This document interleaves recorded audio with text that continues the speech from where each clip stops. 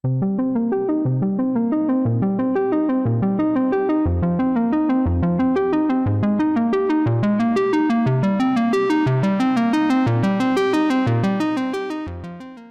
tardes, buenos días. Es todo un honor el poder presentar al siguiente conferenciante, que nos va a presentar en directo esta tarde su presentación, inflamación endotelio y neurodegeneración. El doctor Raúl Luciano Arizaga, de la Universidad de Buenos Aires, es neurólogo y fue presidente del Grupo de Investigación en Demencia de la Federación Mundial de Neurología. Su interés como investigador es el envejecimiento cerebral, el deterioro cognitivo-conductual y la demencia. Sin más demora, expreso mis agradecimientos por su colaboración y participación en este simposio al doctor Arizaga y le doy la palabra. Bueno, muchísimas gracias, Marta, por la colaboración. Buenas tardes a todos los que estén en la tarde, buen día a los que estén en el día. Soy el doctor Arizaga de Buenos Aires y voy a tratar de hablar de la unidad neuromuscular. En 2001 hubo una reunión de National of Neurologists and Stroke que convocó a un grupo para hacer una revisión de la función y la función cerebral relacionada con la vascularización y tratar de establecer qué era lo que funcionaba para mejorar la plasticidad, la reconstrucción funcional y la remodelación. Y ellos llegaron a una conclusión, le pusieron un nombre y dijeron que para que el sistema nervioso funcionara adecuadamente tenía que funcionar la unidad neurovascular. La unidad neurovascular la representaron como la unión de neuronas, guía y endotelio vascular cerebral.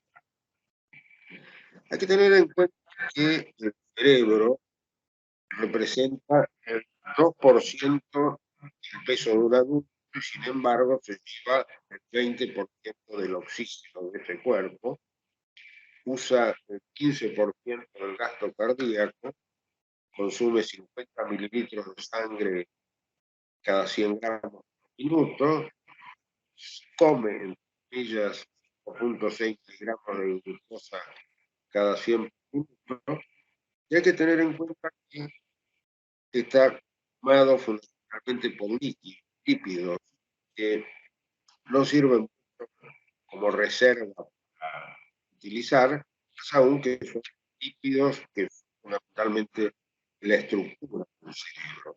O sea que el cerebro es un gran consumidor que no tiene ahorros, un gran consumidor sin reservorio. Entonces el oxígeno y la glucosa que necesita lo tiene que obtener sobre la marcha. Es lo que está pasando por el vaso en ese momento, él lo tiene que usar. Además, usarlo directamente es lo que necesita de ayuda, como vamos a ver, para poder usarlo. Antes de esta reunión, las neuronas se consideraba que tenían poco que ver con la vasculatura y viceversa, sino que eran vecinos que, bueno, uno le aportaba sangre y nada más.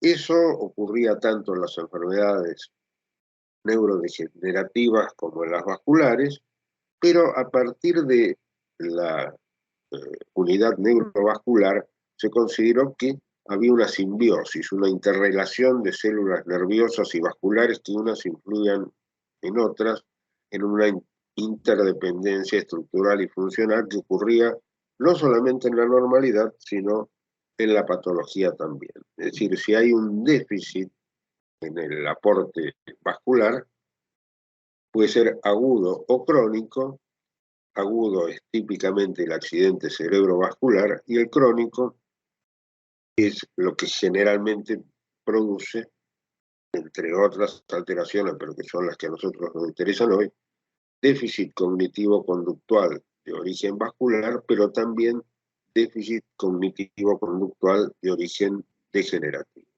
O sea que la unidad neurovascular trabaja cuando falla, se reduce el flujo, lo cual lleva a una hipoxia y pérdida también de glucosa, produce una alteración en la barrera hematoencefálica que altera la homeostasis, una falla trófica que lleva a una vulnerabilidad celular y un clearance reducido, lo cual produce acumulación de proteínas de todo tipo. Entonces el cambio con la unidad neurovascular ha sido que antes era un enfoque puramente neurocéntrico y ahora, a partir del 2001, hablamos de la interacción dinámica, ida y vuelta entre los elementos neuronales y gliales y los vasculares. Fíjense cuánto ha crecido desde 2001, si nosotros buscamos en la bibliografía médica, cuántas veces aparece unidad neurovascular.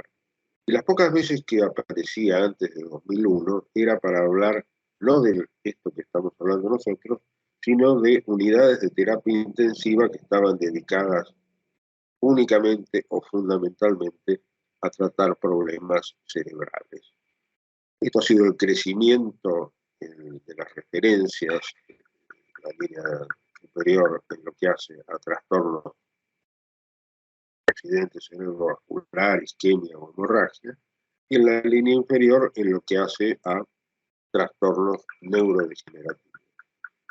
Aquí hay un resumen de cuánta disfunción neurovascular se produce en los procesos neurodegenerativos, tanto en el Alzheimer, la demencia frontotemporal, la esclerosis lateral amiotrófica, el Parkinson y la demencia por Lewy body, ya sea por trastornos en la morfología vascular, en la barrera hematoencefálica o en la perfusión cerebral.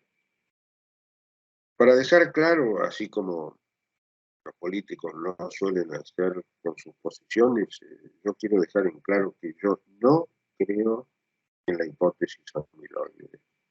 Que no creo que el depósito de amiloide sea el origen de la enfermedad de Alzheimer.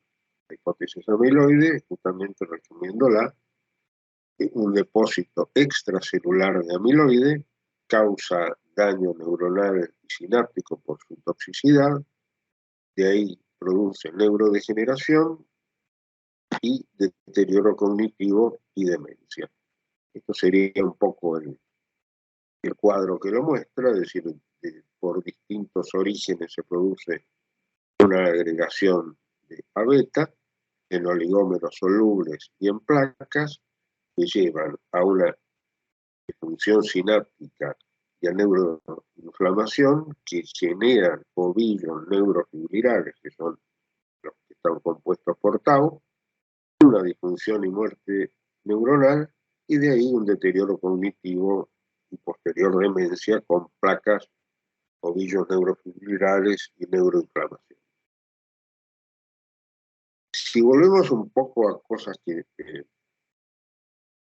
hace mucho algunos que no vemos, hay enfermedades por depósito, se depositan sustancias en distintos órganos y eso produce cambios patológicos, como la enfermedad de Gaucher, de Niemann-Pick, Fabry, Pompe, Tay-Sachs, donde se producen depósitos de lípidos de distinto tipo y de glucógeno.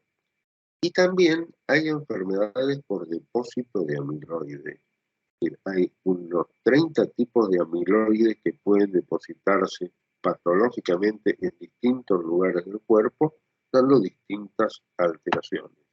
Pero lo que quiero que quede claro es que el Alzheimer no es una enfermedad por depósito de amiloide. Es una enfermedad donde sí podemos ver amiloide, pero que no se produce como las otras por depósito de amiloide. No tiene sentido repasar todas las argumentaciones que defienden que el primer motor móvil del Alzheimer es la amiloide, pero pensando que en las últimas 3 décadas hay más de 35.000 artículos publicados defendiendo esta hipótesis, es realmente fuerte. Pero hubo gente que empezó a pensar que no le cerraba el tema del amiloide. Y uno fue Drachman, que se preguntó por qué la toxicidad por amiloide no es la etiología de la enfermedad de Alzheimer. ¿Cuáles serían entonces los mecanismos alternativos que causan la degeneración y la demencia? ¿Y por qué se acumula el amiloide en el cerebro de la enfermedad de Alzheimer si no es la causa?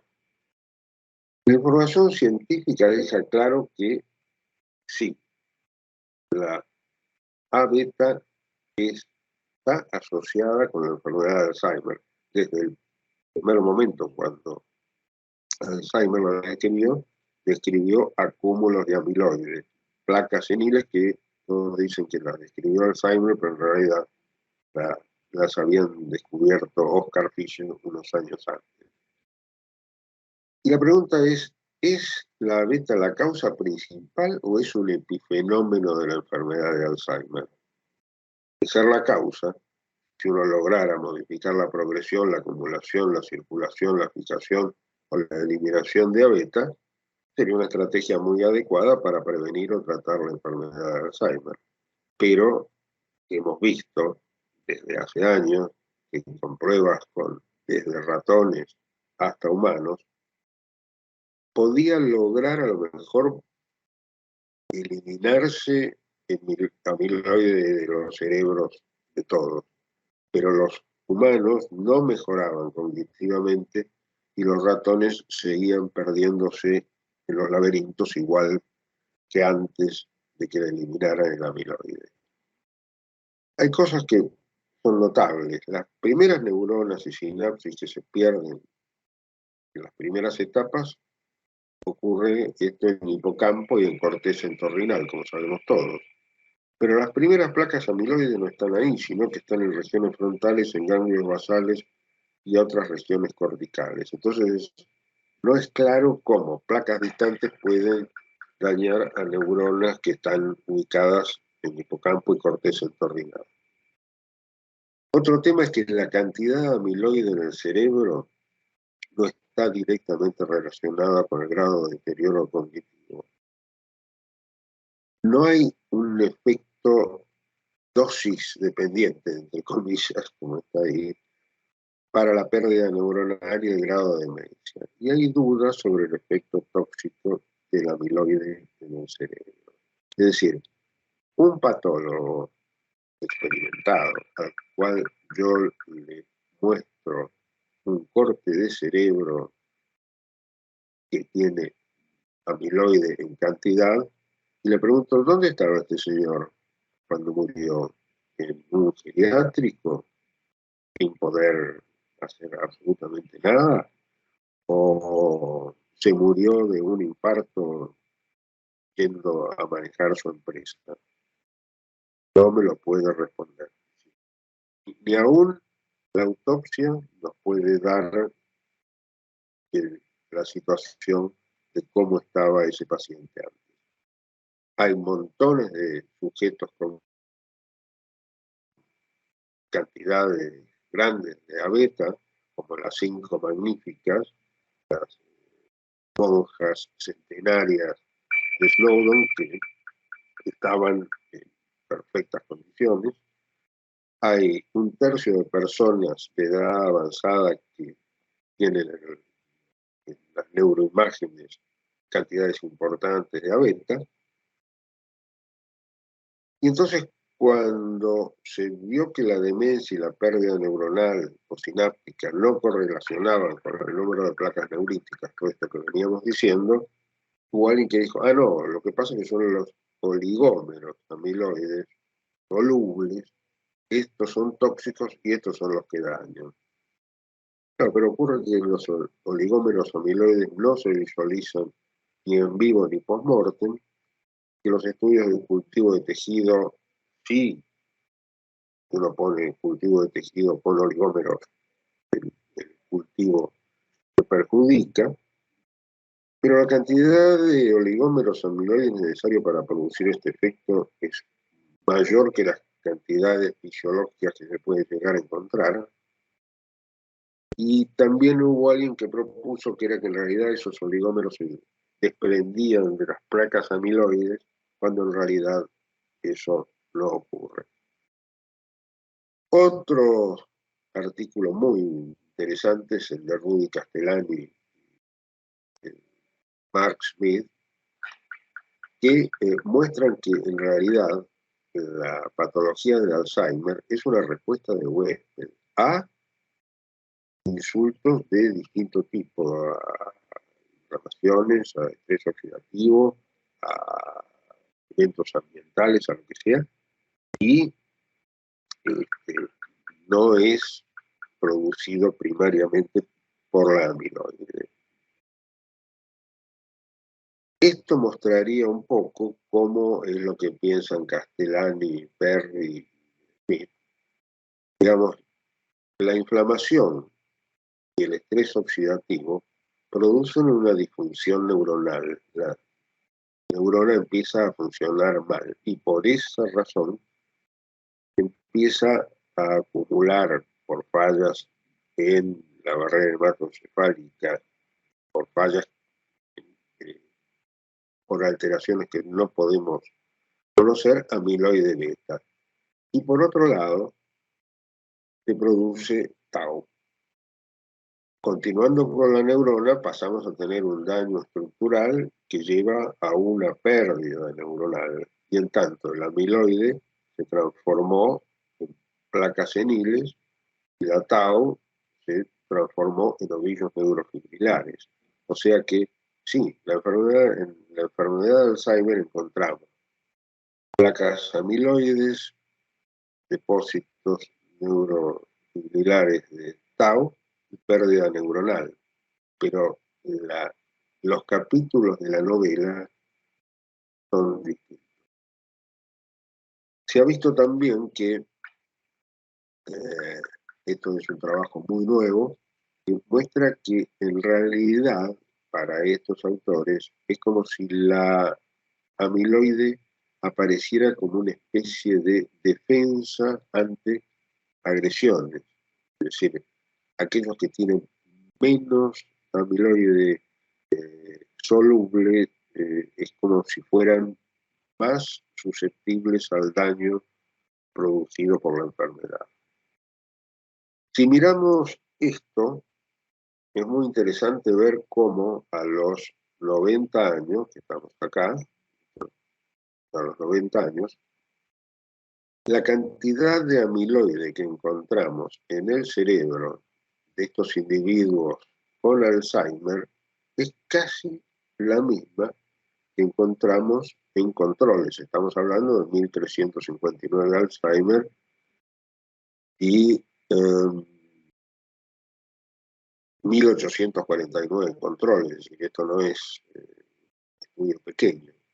Y como en todos va subiendo la cantidad de amiloides, ya sea en demencia por Lewy body, en demencia vascular, frontotemporal, la única que va bajando la presencia de amiloides es en el síndrome córtico basal, que indudablemente tiene otra fisiopatología que hace que la amiloide aparezca, pero aparezca menos. Dije hace un ratito que no había medicamentos, que habían fallado todos los medicamentos, sin embargo la FDA, con el argumento de que como hace 20 años que no aparece ningún tratamiento para Alzheimer, aprobó estos dos medicamentos que son, por un lado, un poco caros, pero además tienen efectos secundarios muy complicados y que yo estoy seguro que estamos en 2023, que en 2028, si repito esta charla, voy a decir que ya no están en el vademecum de ningún país en serio. ¿Y qué es lo que pasa? Cuando llegan los bomberos a un incendio encuentran cenizas, fuego, cenizas y esqueletos. Pero, claro, lo que no se sabe es si es que alguien dejó una plancha encendida, o hubo un escape de gas, alguien se quedó dormido con el cigarrillo, alguien intencionalmente prendió fuego, hubo un cortocircuito, o tuvieron la mala suerte de caer un rayo. El resultado es el mismo. Entonces no podemos hablar de que las cenizas, y si llega a haber muertos, los esqueletos son la causa de este incendio. Este es un diapositivo de Risa Sperling que es muy bueno, que muestra que en realidad la aparición de placas se adelanta varios años a la sintomatología de deterioro cognitivo y demencia. Estoy absolutamente de acuerdo, pero ahí le agregué algo. Estoy de acuerdo que las placas anteceden en años al deterioro, pero la fisiopatología que origina las placas comienza también muchos años antes. ¿En qué juega la unidad neurovascular? ¿Qué puesto ocupa en este partido?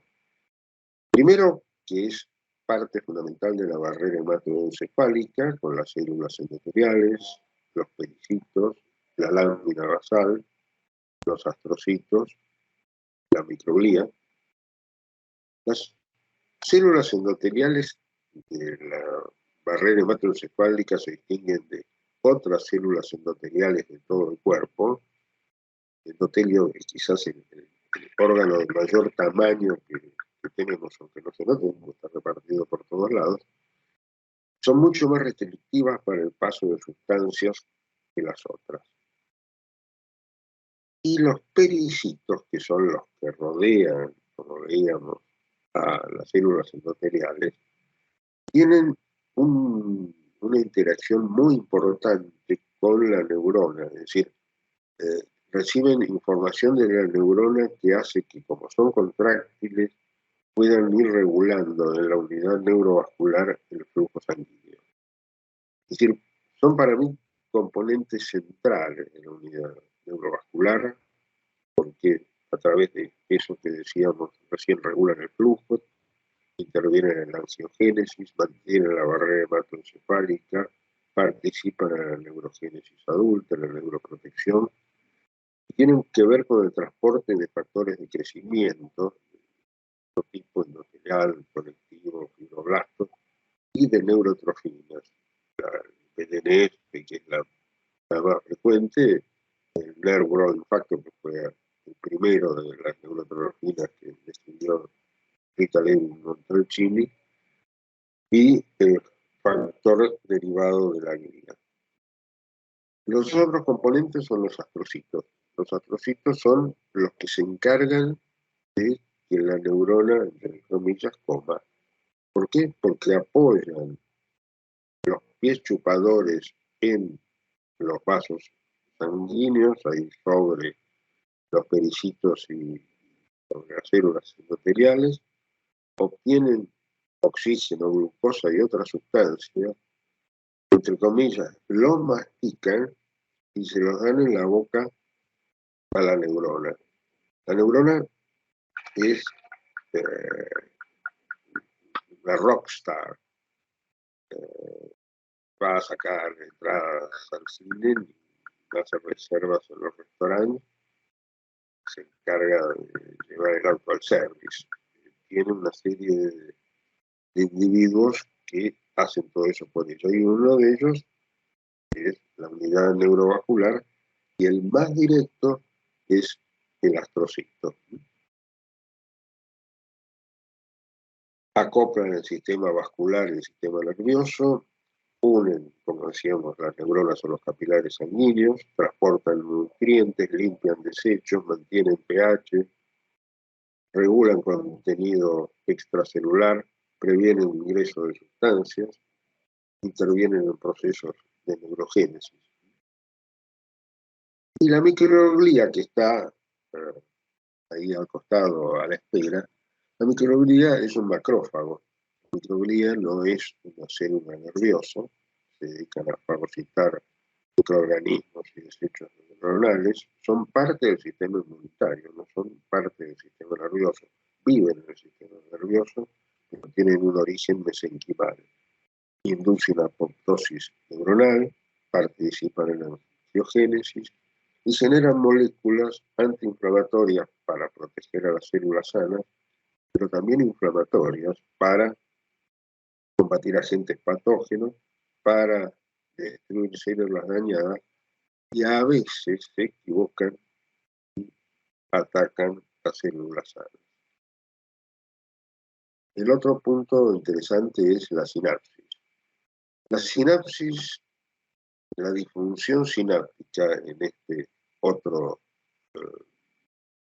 cuadro de Fries-Sperling, se ve que las primeras alteraciones ocurren a nivel de la disfunción sináptica, más aún que lo que se ve de la acumulación de A beta.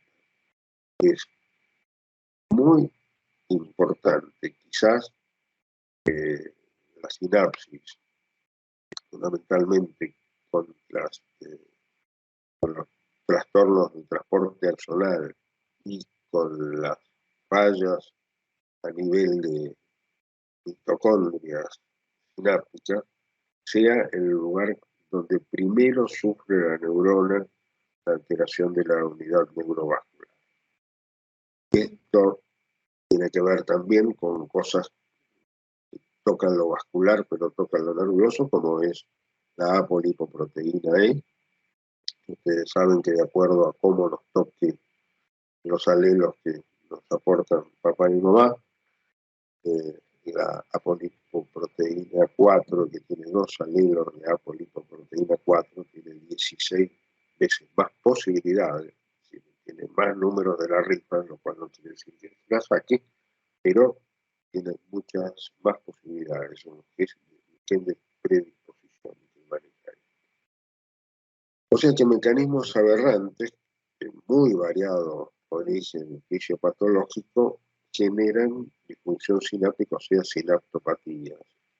Y vemos que las sinaptopatías no solamente tienen que ver con las enfermedades neurodegenerativas, como hablábamos del Alzheimer, el Parkinson o Huntington, sino con trastornos del desarrollo, como el espectro autista, el síndrome de Down, la hiperesplexia y la epilepsia.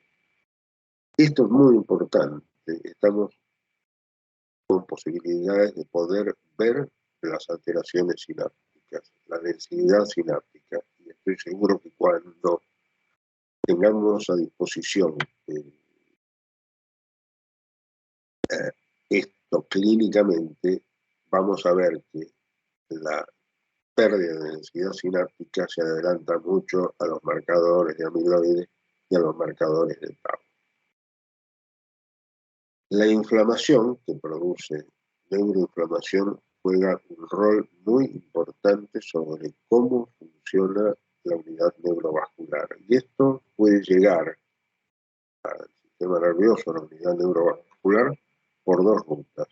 Una, por la ruta neuronal. Ustedes saben que fundamentalmente a través del neurogástrico hay una conexión muy directa con el sistema nervioso central, o si no, a través del sistema circulatorio. Esa inflamación sistémica general produce neuroinflamación a través de citoquinas y factores inmunitarios. La microglía es el principal efector, ¿no?, que produce citoquinas y agentes neurotóxicos, compromete el transporte axonal, la neurogénesis adulta, afecta la plasticidad sináptica, disminuye los factores de crecimiento y produce disfunción mitocondrial. Y a veces estas cosas ocurren, bueno, por mala suerte, por inflamaciones que nos tocan por diversas patologías. A veces es el hombre el que se encarga de generar inflamación, como es a través de los pesticidas, fundamentalmente los órganos vaporados, que afectan tanto mecanismos extracelulares como intracelulares que pueden generar trastornos neurodegenerativos como Alzheimer y Parkinson, pero también trastornos del desarrollo, cosa que nosotros vemos como somos productores agrícolas importantes en Argentina. Vemos que hay un grave problema con los agroquímicos en los pueblos del interior.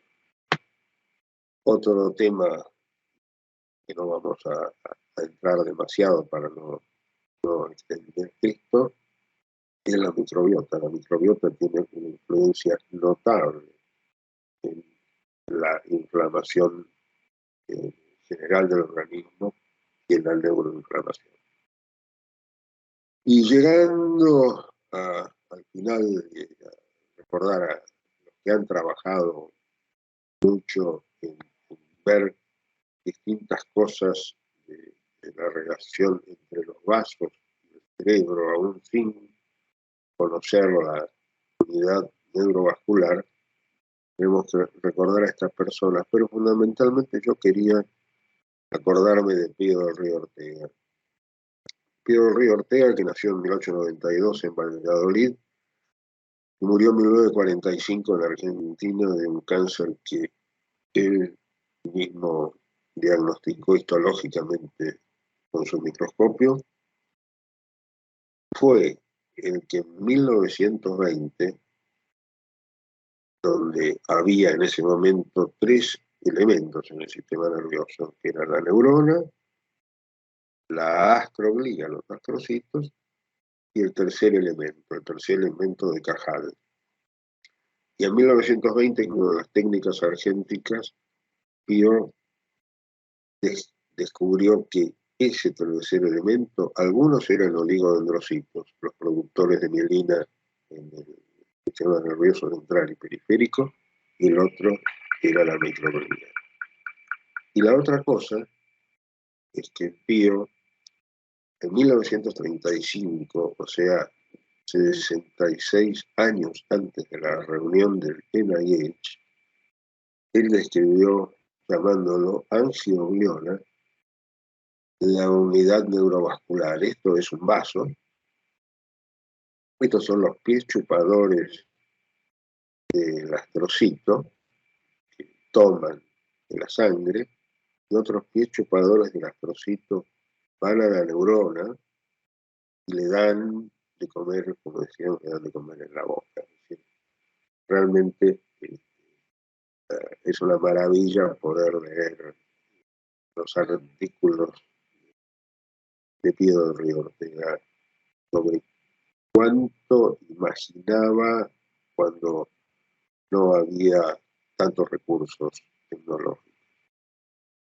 El tema es, bueno, hay muchísimas causas que pueden iniciar el proceso que lleva a la neurodegeneración y también a la producción de proteína amiloide tau, que interactúan todos entre ellos, y eso me hace acordar a la rueda de London, el London Eye, que, claro, está lleno de casillas, y esto sería como si el London Eye, en lugar de tener un señor abajo que controla cuándo arranca y cuándo para, en cada cabina hubiera un elemento que quisiera que arrancara el London Eye, y después todas las cabinas participan. Entonces, la idea es que